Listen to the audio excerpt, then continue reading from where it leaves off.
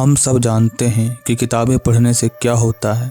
हमें ज्ञान मिलता है, हम अपने जीवन में सफलता को प्राप्त करते हैं।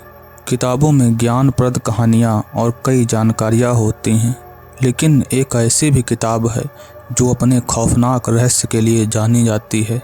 उस किताब के बारे में कहते हैं कि जो भी उसे पढ़ता है उसकी मौत हो जाती है और जो उसे आधा पढ़कर छोड़ता है वो पागल हो जाता है। ये दुनिया की सबसे डरावनी खौफनाक किताब मानी जाती है। हम जिस किताब के बारे में बात कर रहे हैं उसका नाम है नीलावंती। इस किताब को एक यक्षिणी ने लिखा था। इस किताब के पीछे एक डरावनी खौफनाक कहानी प्रचलित है, जिसमें इस किताब को लिखने और इसके भयानक इतिहास के बारे में बताया गया है। इस वीडियो में हम आपको उस कहानी के बारे में बताएंगे। ये वीडियो बहुत दिलचस्प होने वाली है, तो वीडियो को पूरा ज़रूर देखें। शुरू करते हैं आज का वीडियो।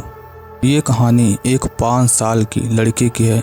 छोटे बच्चों से हटकर बचपन से ही उसमें कुछ अलग ही शक्ति थी। 5 साल की होने के बाद से ही ये लड़की जानवरों की भाषा समझने लगी थी। वो सभी जानवरों जैसे कि सांप, बिच्छू, नेवले से बात कर सकती थी। वे सभी जानवर उसे कई गड़े हुए खजाने के बारे में बताते थे जिन्हें कोई इंसान नहीं जानता था। लेकिन इतनी छोटी और संस्कारी होने के कारण वो लड़की कभी भी खजाने की तलाश में नहीं जाती थी। उस लड़की का नाम था नीलावंती। धीरे धीरे नीलावंती बड़ी होने लगी। जैसे जैसे वो बड़ी होती गई, उसके साथ होने वाली घटनाएं भी और बढ़ती गईं। उसे रोज रात में डरावने सपने आते थे, जिनमें कई भूत प्रेत उससे बातें करते थे। जब नीलावंती थोड़ी और बड़ी हुई तो ये भूत प्रेत उसके सपने में ना आकर उसके सामने आने लगे। वो रोज नीलावंती को कुछ नई विद्या और नए मंत्र बताते रहते थे। नीलावंती के लिए अब ये एक आम बात थी। अब भूत प्रेत नीलावंती को जो भी मंत्र और विद्या बताते थे उसे वह लिख कर रख लेती थी, ताकि वो उन मंत्रों और विद्याओं को भूले ना।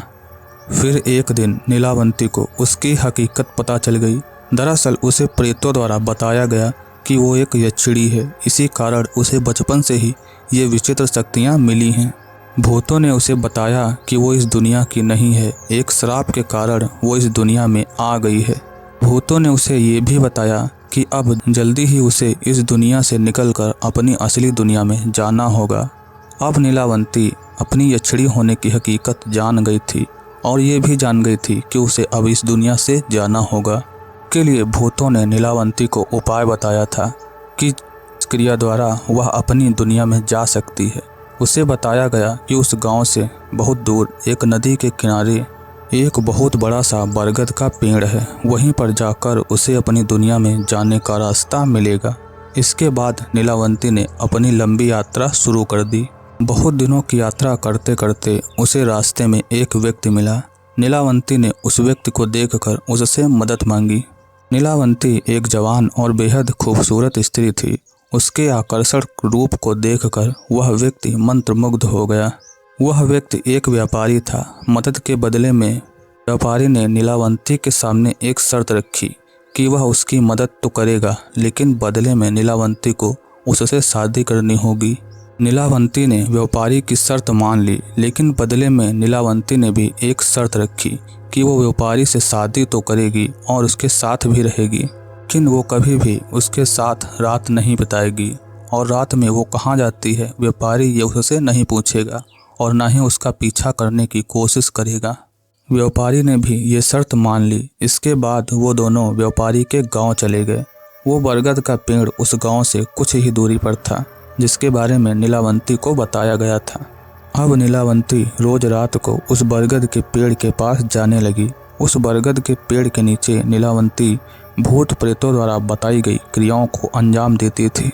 रोज रात को भूत उसे नए नए मंत्र और विद्याएं बताते थे। नीलावंती इन सभी मंत्रों और विद्याओं को उस किताब में लिख लेती थी जिसमें उसने पहले मंत्रों को लिखा था। फिर एक दिन उसे एक दिव्य आवाज़ सुनाई दी, जिसमें उसे अपनी दुनिया में जाने की क्रिया के बारे में बताया गया कि आज रात पेड़ के पास की नदी में उसे एक लाश मिलेगी। उस लाश की कमर में उसे एक विशेष मंत्रों द्वारा अभिमंत्रित धागा मिलेगा। उसकी मदद से ही नीलावंती अपनी दुनिया में जा सकेगी। अब नीलावंती अपनी दुनिया में जाने के लिए पूरी तरह से तैयार थी। लेकिन उस रात जब नीलावंती जंगल की ओर जा रही थी तो उसे जाते हुए कुछ गांव वालों ने देख लिया। इतनी रात में नीलावंती कहाँ जाती है ये पता लगाने के लिए गांव वालों ने उसका पीछा करना शुरू किया। वहां जाकर गांव वालों ने जो देखा उससे उनकी आंखें फटी रह गईं। उन्होंने नीलावंती को सभी जादुई क्रियाएं करते देखा। ये सब देखकर गांव वालों ने तुरंत उसके पति को वहां बुलाया। तभी नदी में एक लाश बहती हुई आई जिसमें वो अभिमंत्रित धागा बंधा था। नीलावंती अपने दांतों से उस धागे को खोलने की कोशिश करने लगी और गांव वालों को लगा कि वो लाश को खा रही है। लोगों ने समझा कि नीलावंती एक चुड़ैल है। सभी ने मिलकर नीलावंती पर हमला बोल दिया। लेकिन तभी जो हुआ वो अविश्वसनीय था। उसका पति एक शैतान बन गया और गांव के लोगों को मारने लगा। शैतान नीलावंती को उठाकर जंगल में भाग गया। शैतान ने नीलावंती को बताया कि वो पहले से ही जानता था कि वो एक यक्षिणी है। शैतान बस नीलावंती की वो किताब पाना चाहता था जिसमें नीलावंती ने सभी मंत्र विद्याएं लिखी थी।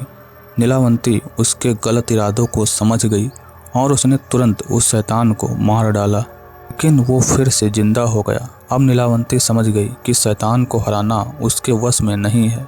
तब नीलावंती ने उस किताब को ये श्राप दे दिया कि जो भी इसे पढ़ेगा उसकी मौत तय है और जो इसे आधा पढ़कर किसी को हानि पहुंचाने की कोशिश करेगा तो वह पागल हो जाएगा।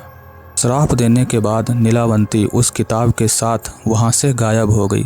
कहते हैं कि नीलावंती फिर कभी अपनी दुनिया में नहीं जा पाई। वो किताब कहाँ गई ये किसी को नहीं पता।